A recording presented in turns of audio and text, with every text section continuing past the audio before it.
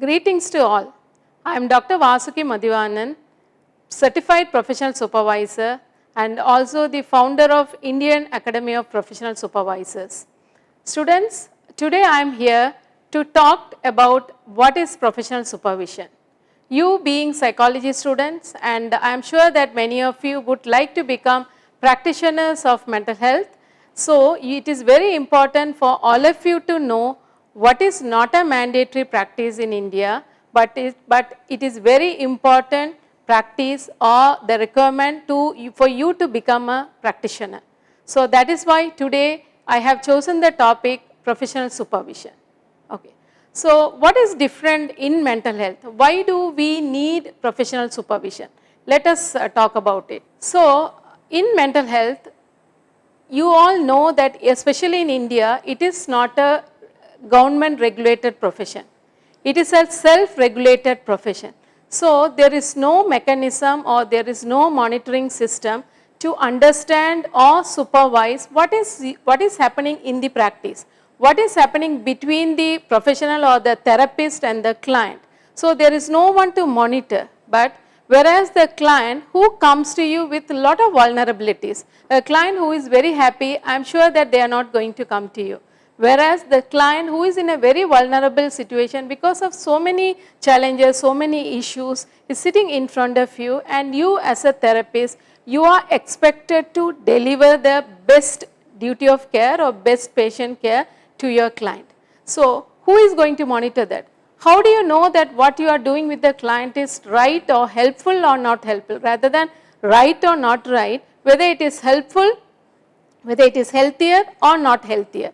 So, that is why we have to know what are the potential risks.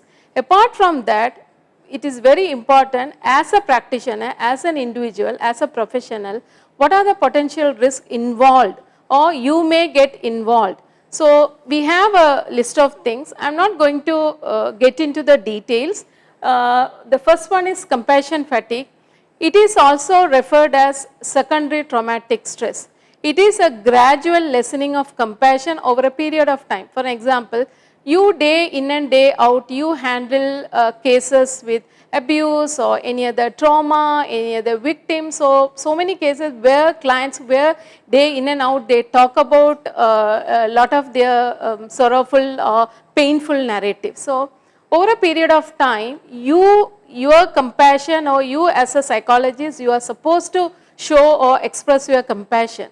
Unless and otherwise you have that quality, I don't think that you can do a good job as a psychologist, as a therapist. So, but what happens in the real practice, over a period of time, there will be a gradual decrease in the compassion, or you don't feel compassion at all.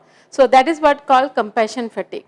Likewise, we also have other potential risks like vicarious traumatization, vicarious grief, and also a burnout, and insulate from work related stress. I am sure that all of you know, maybe your family members who always talk about job stress, what is happening in workplace. So, how are you going to help them? So, you as a person, how are you going to handle your own work stress? Maybe which is happening because of overload of client or the extended working hours, so many reasons, right? Likewise, legal action and malpractice. As I said earlier, in India, it is not a government regulated, and there is no regulatory body to monitor or observe what is happening in the practice, right. So, there are a lot of chances for malpractice and illegal practices. So, that is the highest potential risk in our field.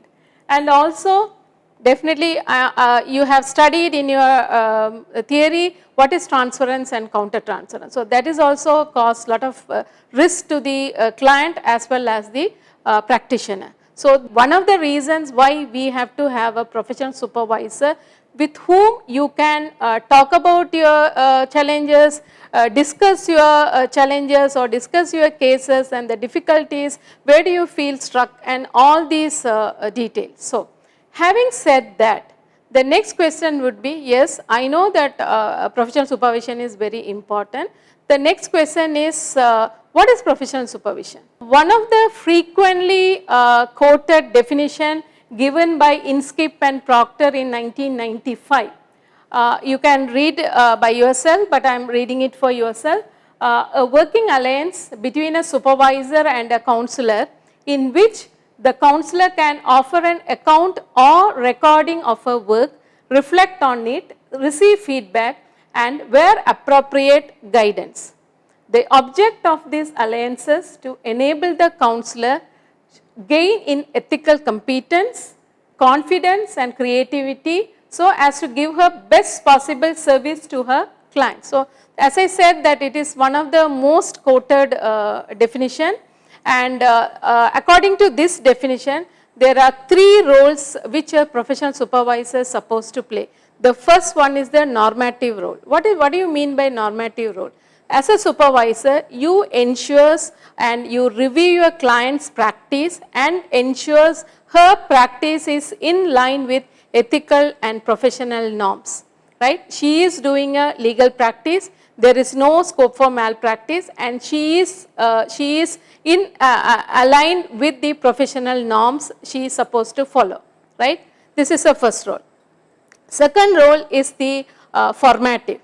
This is the learning component where the professional supervisor ensures and insists the supervisee, that is the therapist or that is a counselor, who expands learning boundaries. That is, this is to do with the ongoing professional development, which is also very, very important in our field. What I have studied way back 30 years back, if I am going to stick to that, I do not think that I will be a very effective or efficient practitioner for today, because today's challenges and today challenges with the adolescents or relationships or whatever aspects is very, very different, which was not given in the textbook which I study. So, updating and upgrading yourself is very, very important as a psychologist or as a therapist. The last one, the third role is the restorative role. So, where it is a supportive element where the supervisor takes care of the personal and the professional well-being of the client. That is a self-care of the, sorry not client, self-care of the supervisee. So, according to this definition, there are 3 roles the supervisor is supposed to play. What is the normative, formative and restorative. So, now you know why professional supervision and also what is professional supervision. Okay. So, this triangle gives a very concise picture of what is happening in professional supervision. You can see the arrow, there are 3 people involved here, supervisor, supervisee and a client, right. The supervisor has a direct contact with the supervisee. Supervisee, I mean the therapist, right. So, you suppose if you are going to become a therapist after your PG, then this will become, you will become the supervisee, and then the client. The supervisee has a direct contact with the client, whereas there is no direct contact between supervisor and client, but it is kind of something similar to third party insurance, right. Whereas the supervisor provides the third party duty of care to the client through supervisee.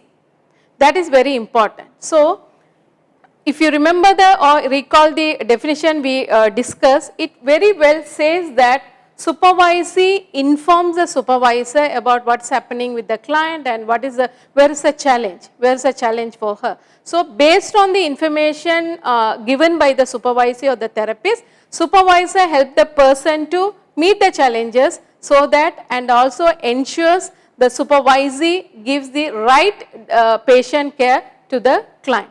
So, this is the very, in a very concise way, this is what happening in professional supervision. So, now you understand as psychology student why am I talking about professional supervision.